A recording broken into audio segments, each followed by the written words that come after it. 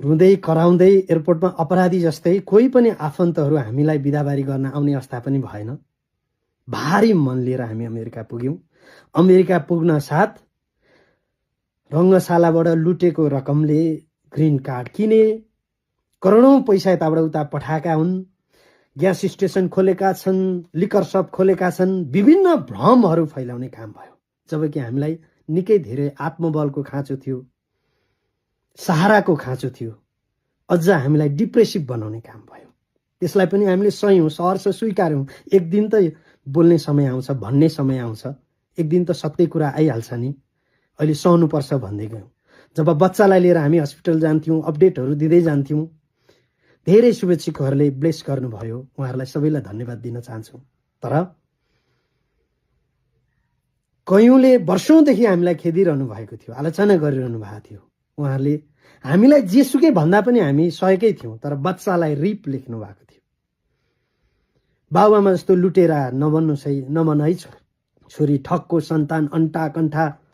त्यो बच्चा जसले वर्षौंसम्म आफ्नो बाबुआमा तडपेको, पिल्सेको, रोको, कराको, चिच्चाको देखेर आजित भएको थियो। ऊ मानसिक हिसाबमा यति धेरै त्रसित थियो, यति धेरै टर्चर भोगिरहेको थियो।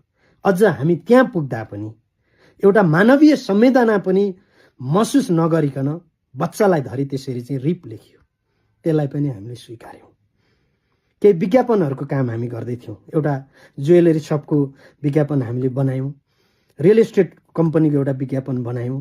धुर्म सुन्तलीले त घरै किने रङ्गशालाको पैसाले ज्वेलरी सप खोलेका छन् भनेर फेरि हामीलाई ट्रोल बनाइयो।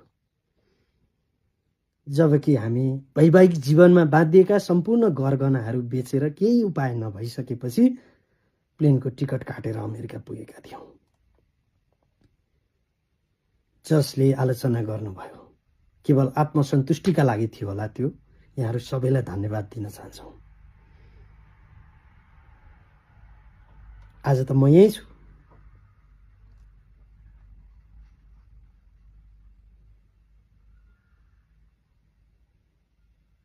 आखिर जे भए पनि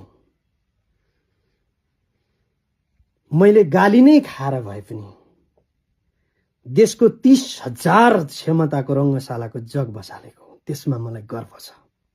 र मैले गरेको काममा, हामीले गरेको काममा हामीलाई आत्मसन्तुष्टि छ।